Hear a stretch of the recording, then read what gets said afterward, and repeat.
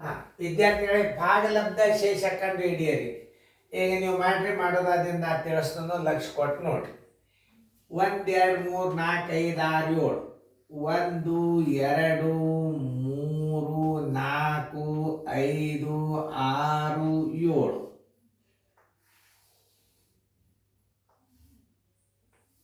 ಎಷ್ಟೋ 3 9 3 9 ಅಂದ್ರೆ ಇಲ್ಲಿ ಎಷ್ಟವ?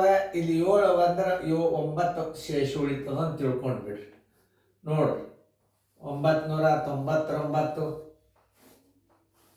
0 0 9 ತಗೋರಿ, ಸಣ್ಣದಾತು. ಈ 9 ತಗೋರಿ, ಮತ್ತು ಸಣ್ಣದಾತು. ಈ 9 ತಗೋರಿ, 9 ಒಂದಲೇ 99 0 0 0. ಈ 9 ತಗೋರಿ, ಸಣ್ಣದಾತು ಒಂದು 0 ಕೊಡಿ. ಉತ್ತರ ಭಾಗಲಬ್ಧ ಬರೋಬರಿ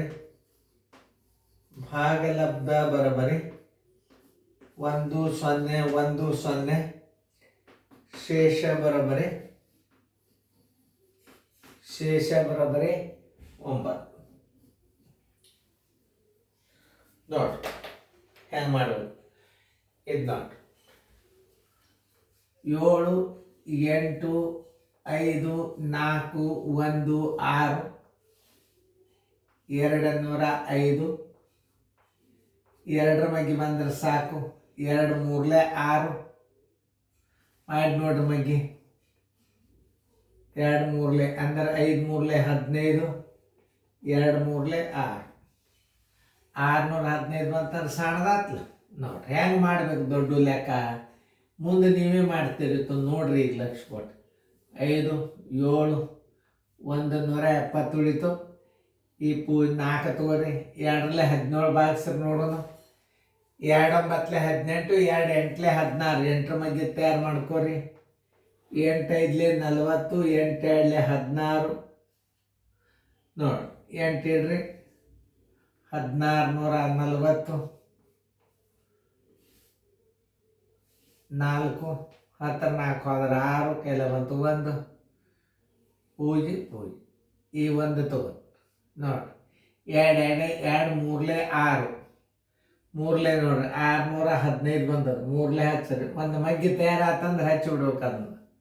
615. 11ರಾಗ 5 ಆದ್ರೆ 6. ಕೈಲ ಬಂತು 1. 2 ಆಯ್ತು 0. ಇಲ್ಲಿ 6 ತಗೋರಿ. 205 ಒಂದಲೇ 205. 6ರಾಗ 5 ಆದ್ರೆ 1 6 0. ಭಾಗಲಬ್ಧ ಬರೋಬರಿ ದೊಡ್ಡ ಭಾಗಾಕಾರ ಸ್ವಲ್ಪ ಐಡಿಯಾ ಬಂತಲ್ಲ, ಮುಂದೆ ಭಾಳ ಬರ್ತಾವ ಮಾಡಾಕಂತ್ರಿ. ಭಾಗಲಬ್ಧ ಬರೋಬರಿ 38 31. ಶೇಷ ಬರೋಬರಿ 61.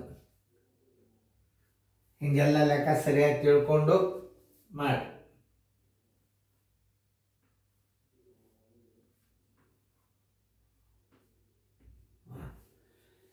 ಚಂದ ಫೇರ್ದಾಗ ಬರ್ಕೋರಿ, ಚಂದಂಗೆ ತಿಳ್ಕೊರಿ. ಗಣಿತ ಹೆಂಗೆ ನಾ ತಿಳಿಸಿ ಲಕ್ಷ ಕೊಟ್ಟು ನೋಡ್ರಿ.